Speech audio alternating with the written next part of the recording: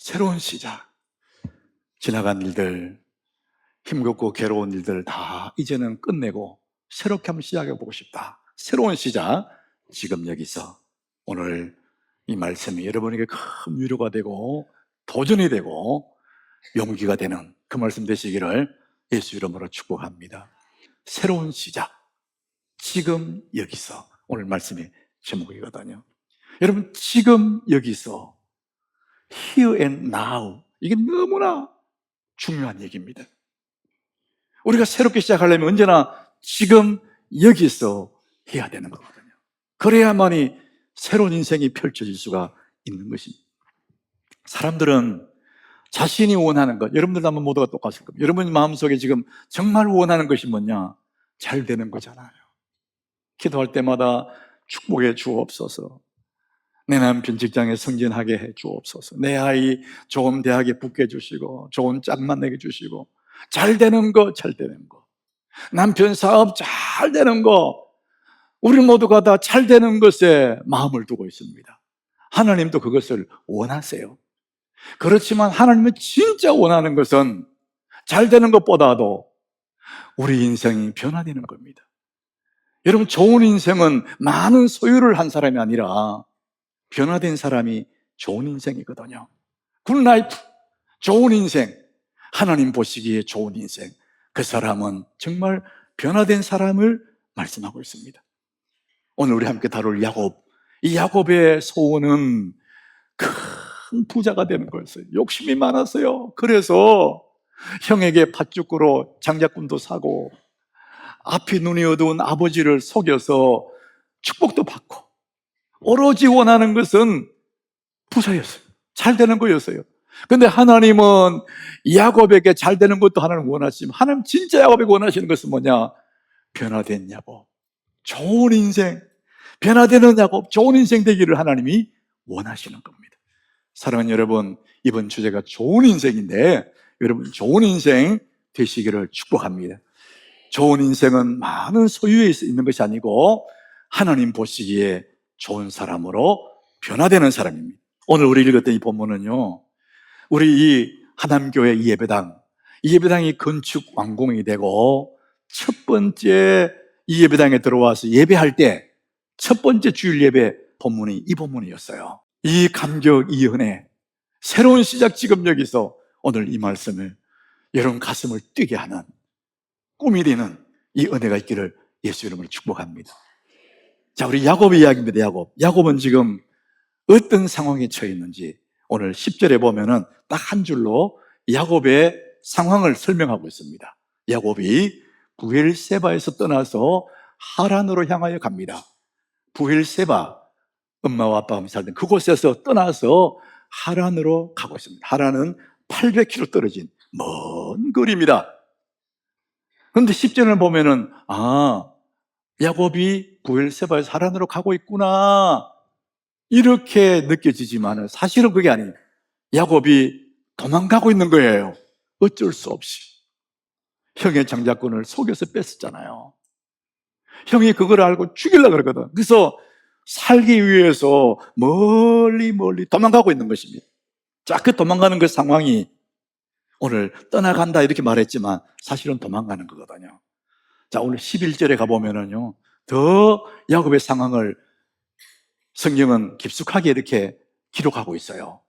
한 곳에 이르렀는데, 하란으로 가는 도중에 한 곳에 이르렀는데 해가 진지라 그랬습니다. 어둑해지는 겁니다. 거기서 잠을 자는 거예요. 한 곳에 이르러 해가 졌다 이렇게 표현 쓰지만 하루 해가 저무는 것은 맞지만 성경은 야곱의 신세, 야곱이 처한 상황, 처량한 그 모습을 해가 진지라 이렇게 표현을 했습니다. 성경은 자주 어두워진다, 해가 진다 이런 표현이 그 사람의 상황을 설명하는 거예요. 가룟 유다가 예수를 팔 결심을 하고 밖을 나갈 때 요한복음이 뭐라냐? 밤이었더라 했습니다. 물리적인 밤이었지만 가룟 유다의 깜깜한 앞날을 말하고 있는 겁니다. 소망 없는 그의 앞길, 밤이었더라. 야곱이 지금 한 곳에 누웠는데 해가 지는 것입니다. 야곱의 신세는 지는 해와 같은 거예요. 거기서 돌베개를 베고 누웠어요. 기가 차잖아요. 쓸쓸한 광야에 해가 지고 어두워요. 짐승 소리가 확 울려. 이야, 이러다가 내가 죽는 거 아닌가? 이 800km 그 먼 길을 잘 갈 수 있을까? 도적을 만나지 않을까? 잘 도착한다 할지라도 외삼촌 라반 나를 받아줄까? 그러니까 지난 날이 막 후회도 되기도 하고 걱정 근심으로 잠이 들어요. 후회와 회한을 안고 잠이 들어요. 사랑하는 여러분, 여러분 중에 이런 분들이 없나요?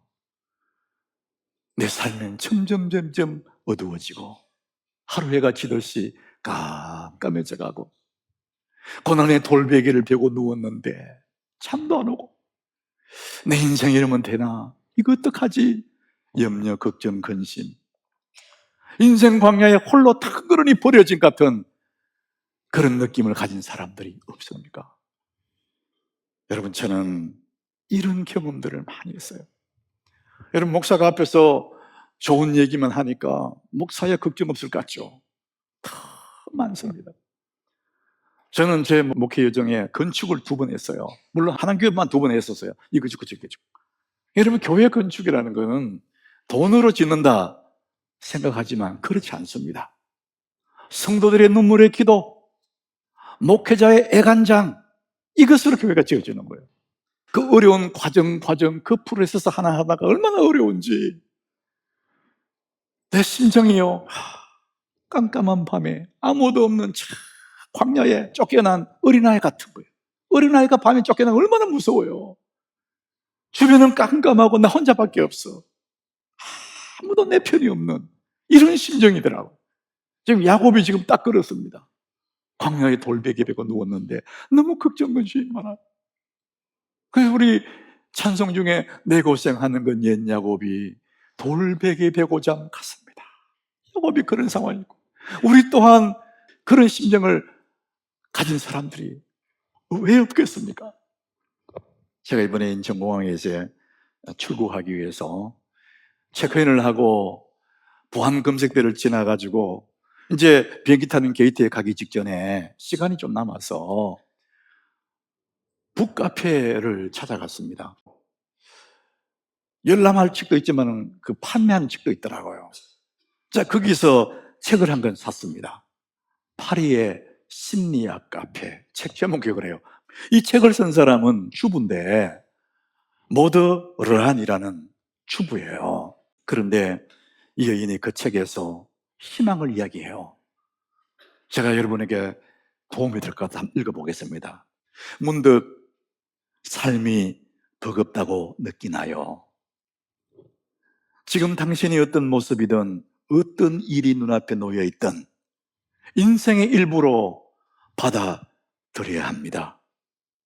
불행과 행복 모두 우리가 인생을 살고 있다는 명백한 증거인 셈입니다. 좋은 날도 내 인생이고 괴로운 그날도 내 인생이기 때문에 나는 살아있다. 그것 또한 내 인생에다 받아들여야, 그래야 그것을 버텨주는 힘이 생긴다는 거예요. 야곱은 지금 광야에 있습니다. 해가 졌습니다. 자기 신세 같은 그런 깜깜한 날을 맞이했습니다.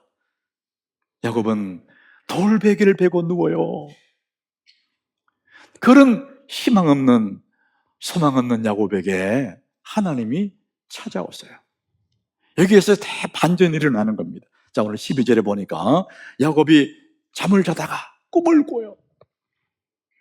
꿈에 본 적 사닥다리가 땅 위에 서 있는데 사닥다리가 하늘로 확 연결되어 있는 거예요. 하늘에 닿았다 그랬어요. 본 적 하나님의 사람들이 그 위에서 오락 내려간다.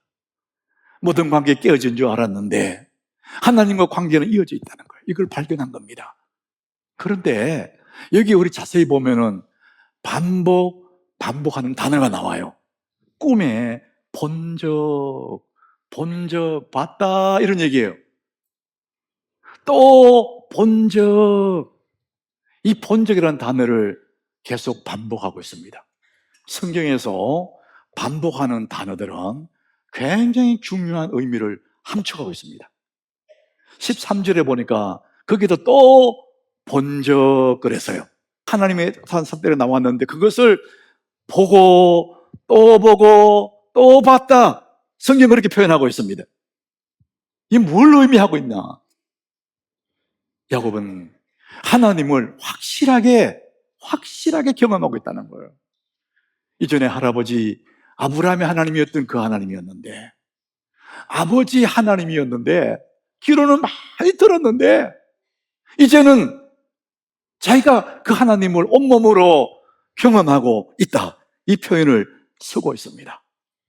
사랑받고 엄마에게 치마폭에 쌓여있을 편할 때는 하나님이 안 보였어요.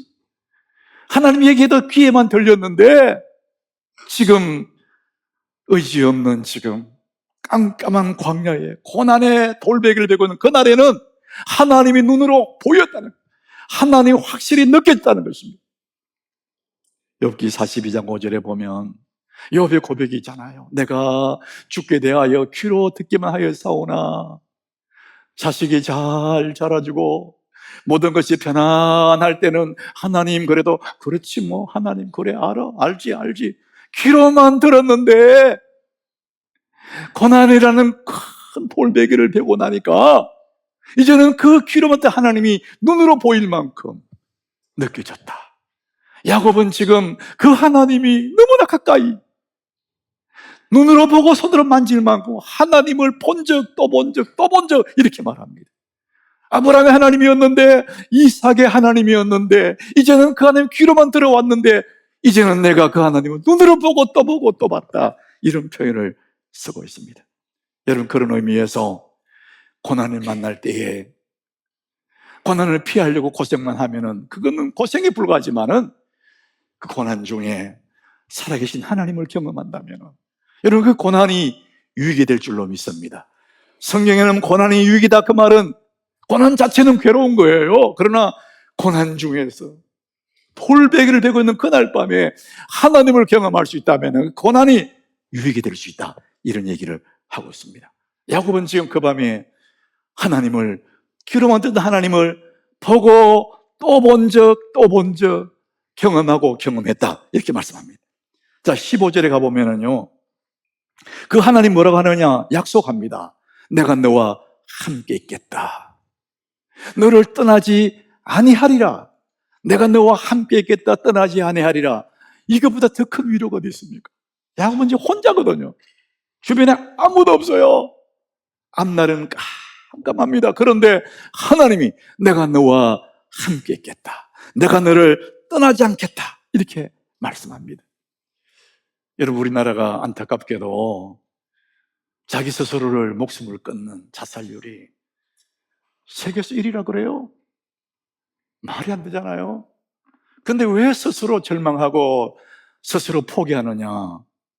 자기를 이해해 줄 사람이 한 사람도 있었다면, 있는 그대로를 받아줄 한 사람도 있었다면 그렇게 되지는 않았다. 모든 사람이 떠나고 혼자 남았다. 그럴 때 절망하고 좌절하고 포기해버리는 거예요.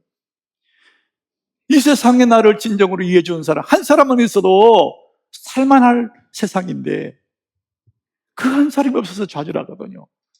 야곱은 지금 자기 혼자인 줄 알았는데 하나님 하시는 건 내가 너와 함께 있겠다. 내가 너를 떠나지 않겠다. 이렇게 말씀하십니다.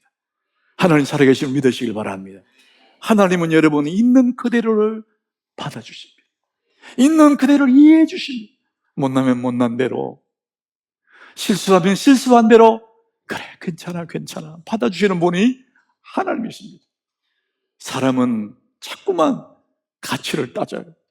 내가 잘할 때, 자기에게 이익이 될 때만 내 편 되어주지만 그를 잘할 때는 가차없이 끊어버리거든요. 근데 하나님은 있는 모습 그대로를 받아주시는, 못난 모습이대로 우리의 불의하고 잘못된 모습 그대로를 받아주실 뿐만 아니라 내가 너와 함께 있겠다. 내가 결단코 너를 떠나지 않는다. 마지막까지 우리를 붙잡고 인도하시는 분이 하나님이십니다. 하나님이 야곱에게 그 말씀을 하시는, 내가 너를 떠나지 아니하리라. 야곱은 광야 돌베개 베고 누워서 이 하나님을 만나게 되는 거예요. 그래서 그 자리에서 야곱은 결단하잖아요. 새로운 시작, 지금 여기서. 야곱이 처해 있는 그 상황에서 새로운 시작을 하게 됩니다. 좀 전에 말씀드렸던 파리의 심리학 카페, 저자 못 들어간, 저는 이제 언젠가 파리에 가면은 이 카페를 한번 찾아가 볼 생각이에요. 그 카페는 밤에만 여는데 누구든지 와서 자기 속 얘기를 다 할 수 있고 마음껏 울 수 있고 그런 곳이랍니다. 그런데 이 저자 모드레안이 남편을 그렇게 떠나보내고 너무 충격을 받아서 우울한 우울증에 빠진 거예요. 그러니까 자기 정신으로 살 수가 없었대요. 그래서 늘 술을 마시고 술이 취해서 살았답니다. 우울증과 술에 빠져 사는 거. 술 깨면은 제정신은 살 수가 없었대요. 그러니까 1년의 세월을 우울증과 술로 보내다가 자기가 낳은 그 아이가 자라서 이제는 아장아장 겉들입니다. 어느 날 엄마에게 아장아장 걸어와서 그 예쁜 입술로 오물오물 하면서 뭔가를 이렇게 엄마에게 말을 하더래요. 우울함에서 술을 먹고 취해 있는 그 여인 앞에 그 아이가 오물오물 뭐라고 말하는 걸 보다가 자기 마음에 큰 깨달음이 있다. 그래, 내가 이렇게 살면 안 되지. 내가 저 아이를 생각해서도 이렇게 살면 안 되겠다. 그렇게 결심을 해요. 그때의 심정을 그 책에서 이렇게 기록했습니다. 제가 한번 읽어보겠습니다. 저는 문득 과거의 불행을 매일 곱씹느라 지금 이 순간의 소중함을 쓰레기통에 버리고 있다는 사실을 깨달았습니다. 아이를 안고 재우고 먹이고 놀아주며 행복한 추억을 만들어 주어야 할 소중한 시간을 나는 세상을 정오하는 데 낭비하고 있었습니다. 남편의 죽음을 나와 아이의 인생의 걸림돌로 만들고 있는 것은 다름이 아닌 나였습니다. 내가 불러들인 불행이 내 아이의 인생에서 가장 빛나야 할 시절을 야금야금 갉아먹고 있는 것이죠. 저는 술을 끊고 정신과 치료를 시작했습니다. 과거의 굴레를 벗고 앞으로 나가기로 선택한 것이죠. 그래서 이 여인이 공부를 한 다음에 파리의 심리학 카페를 만들어냅니다. 새로운 시작, 지금 여기, 지금 here and now, 이 시간이 너무나 중요한데 아픈 과거를, 그것들을 만회할 수 있는 것도 지금 이 시간이고 새로운 미래를 만들어가는 것도 지금 이 시간인데 나는 엉뚱한 걸 가지고 이 시간을 다 깨고 있다는 것이죠. 미래를 바꾸려면 현재에 집중해야 되지 않습니까? 과거를 벗어나려면, 그 슬픈 영향에 벗어나려면 현재에 집중하는 것, here and now, 지금 이 시간 외에는 방법이 없는 것이죠. 지금 여기서 새롭게 시작하는 것만이 유일한 열쇠라는 것입니다. 여러분, 야곱을 보십시오. 야곱은 지금 그 슬픔의 현장에서 고난의 돌베를 베고 있는 그 자리에서 무엇을 했느냐? 세 가지를 했습니다. 이것이 우리가 지금 여기서 해야 될 일입니다. 자, 첫 번째는 16절이에요. 우리 16절을 같이 읽어보겠습니다. 야곱이 잠이 깨어 이르되 여호와께서 과연 여기 계시거늘 내가 알지 못하였도다. 내 아버지 이삭에게 듣던 하나님이, 내 할아버지 아브라함에 듣던 그 하나님이 여기 계시네, 여기 계시거늘 내가 알지 못하였도다. 하나님이 지금 현재 살아계시고 나와 함께 있다는 사실을 인정하는 겁니다. 이게 너무나 중요한 겁니다. 우리 아버지의 그 하나님이 지금 이 자리에 나와 함께 살아있다는 것 뿐만 아니라 21절에 가보면은 그 하나님이 아브라함의 하나님이, 이삭의 하나님, 야곱의 하나님인데 21절에 보니까 여호와께서 나의 하나님이 되실 것이요. 따라합시다. 여호와께서 나의 하나님이 되실 것이요. 아브라함의 하나님이 아니고 이제는 나의 하나님이라는 겁니다. 내 조상의 하나님이 아니라 나의 하나님으로 인정을 한다는 것이죠. 사랑하는 여러분, 전능하신 하나님이 여러분의 하나님 되시기를 축복합니다. 여호와는 나의 목자가 돼야 내가 부족함이 없는 거예요. 그분이 내 목자가 되어줄 때에 나는 쉴만한 물가로 갈 수가 있는 것입니다. 우리 남편의 하나님이 아니고 믿음 좋은 우리 할아버지의 하나님이 아니라 이제는 나의 하나님이 되었다. 야곱의 첫 번째 고백은 나의 하나님으로 인정한 겁니다. 살아계신 하나님 나의 하나님이다. 자, 두 번째 18절이에요. 야곱이 일찍 일어나서 아침에, 그리고는 베개로 삼았던 그 돌을 가져다가 기둥으로 세우고 그 위에 기름을 붓고, 여러분 아브라함이 생각나지 않습니까? 아브라함 가는 곳마다 돌단을 쌓고 하나님께 예배했습니다. 야곱도 지금 베델 들판에서 돌단을 쌓고 하나님께 예배합니다. 하나님을 나의 하나님으로 섬기는 사람, 그 사람 반드시 하나님께 예배하는 거예요. 믿음의 사람들 가장 중심에는 예배가 있습니다. 내 삶이 흔들리는 이유는 예배가 흔들리기 때문이고, 내 삶이 가장 어려워지는 것은 예배가 없어지기 때문에 그렇습니다. 형식적인 예배, 대충 드리는 예배. 사랑하는 여러분, 여러분 삶에 예배가 회복되기를 축복합니다. 온 마음을 다해서 야곱은 하나님께 예배해요. 그걸 통해서 새로운 시작이 시작되는 것입니다. 세 번째 22절입니다.